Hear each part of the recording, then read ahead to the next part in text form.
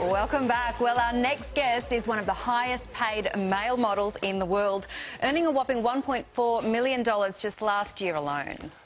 Not only that, he's also known as the world's hottest man. Hottest man in the world. So it comes as no surprise that Hollywood's top A-listers are literally lining up to work with this guy, David Gander, who joins us now from London. Mate, you've got two ridiculous titles under your belt, but seriously, hottest man in the world. You beat out David Beckham. You have got to be sitting pretty today, my friend. Yeah, morning, guys. As you say, kind of ridiculous titles to live up to in many ways, and of course they're not true. It's an honour to have those sort of titles being thrown around. But no, if you see me at 7 a.m. tomorrow morning, you know, people wouldn't believe it. It's like an offer. That was like an offer.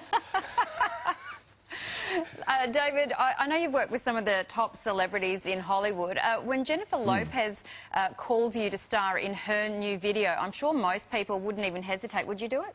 I don't think she's going to call. I don't think she's going to call you either. But you nearly said no. Can you tell us what happened there? I never really said no. I had some. I've never really wanted to do music videos or pop videos before, and I had actually other work at the time. So I had to tell little white lies to get out of other work or what I was contracted to at the time, and I had a personal phone call from Jennifer, and when Jennifer asked, you don't really say no. So I never really said no. I just had to make a little adjustment to my schedule, I suppose.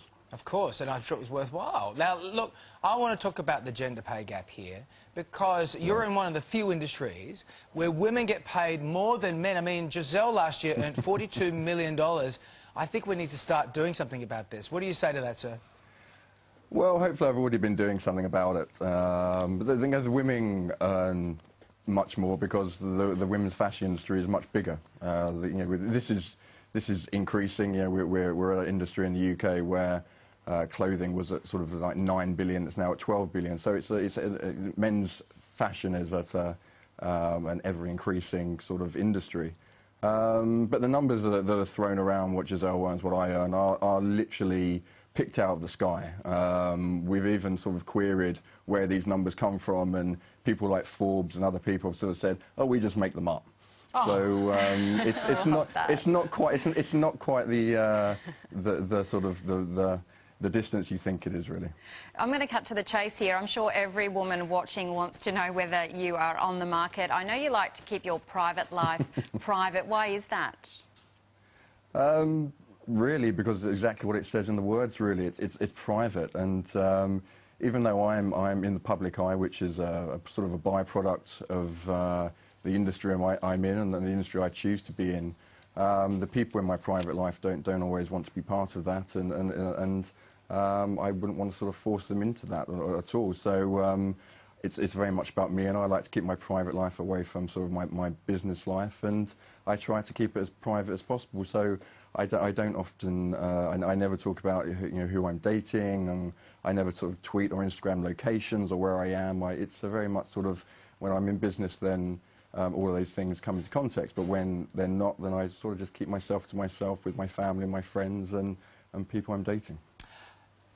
David, we're looking at some shots of you. Let's get some more shots up of David while I discuss this. Mate, I can't actually see what shots you're seeing. You're working out. Now you're working out with your shirt off, which I don't do. Am I working out? Okay. Is this your workout app we must be looking at? Yeah, David, I just want to know how much of this is hard work, and please make me feel better. Is there surgery involved? I mean, are these implants? Unfortunately, mate, it's hard graft. Unfortunately, believe me, I wish it wasn't. But yeah, it's. I mean, there's ways of doing it. It's pretty much why I brought out the fitness application, because people always ask me sort of about my training techniques and nutrition and what I eat and stuff. So and I brought it out. I didn't think there was enough information about it, and people are quite nutritionally unaware, and that's exactly what I did. But yeah, the more sweat and tears you put into it, the better the results, unfortunately. For me, it's just like cake and tears. But anyway. Yeah, me too. Now, I want to hear about this. No, believe me, I still love my cake and tea and everything else, and you know, I'm a Brit, so I love my booze as well. So good man. There you go. Good to hear. Now, I want to hear about this underwear line that you've recently launched. Yeah, I've just launched a 28-piece set. It's underwear, sleepwear, and loungewear with Marks and Spencers over in London. It's my first sort of foray into designing, and I've just sort of launched it worldwide. We went to Hong Kong and Paris and Dublin, London, and that was last week, and it's gone very well so far. So that's it really. It's a very sort of premium line. It's a little bit different to what everyone else has done. It's very sort of British classical, with sort of a European sort of sexy twist on it as well. So.